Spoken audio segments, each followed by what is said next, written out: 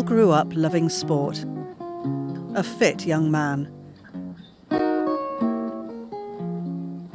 But at just 35, he was diagnosed with a glioblastoma grade 4 brain tumour.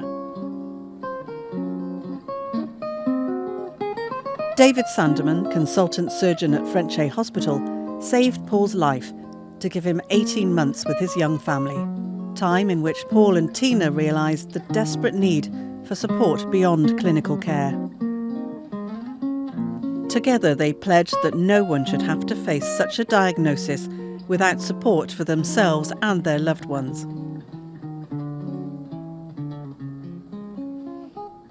Following Paul's death, Hammer Out was born, named after his beloved football team, West Ham, and David Sandeman became, and remains, founding patron.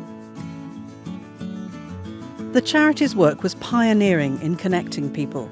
The service started as a friendly voice on the end of the phone in Tina's own home. Thanks to many passionate volunteers, fundraisers and supporters, that vision for support developed and grew, and the early years also saw the funding of pivotal research projects which helped change the course of treatments offered in Bristol. Soon, dedicated support workers, specialist counselling and annual weekend conferences became established. Support groups were set up across the South West and into the Midlands. People see you, they think, oh yeah, you look fine, but they don't see inside. They don't see what happens to you at home, or if they've seen my mood swings or memory problems. Obviously, it is horrible. For me, it means just sharing experiences with people who've had something very similar, and that's the type of support you just can't really get from friends and family. You can get a very positive support from friends and family, but it's something, a type of understanding which they can't give, I think. In 2014, Hammer Out became Brain Tumour Support to focus solely on support.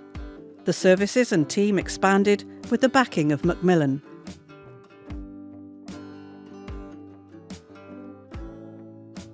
Experience and specialisms developed, having a transformational effect for people going through the darkest of times.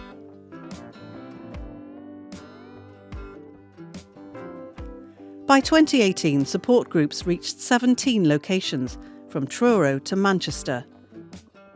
The move into South East Wales in the following year provided the first ever brain tumour support service for communities there.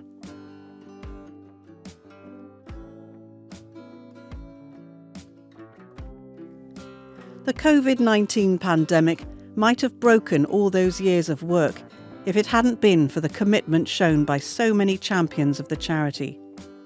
And to ensure support remained through such isolating times, services moved online, resulting in a hybrid model which now provides individualised support for patients and their loved ones nationwide.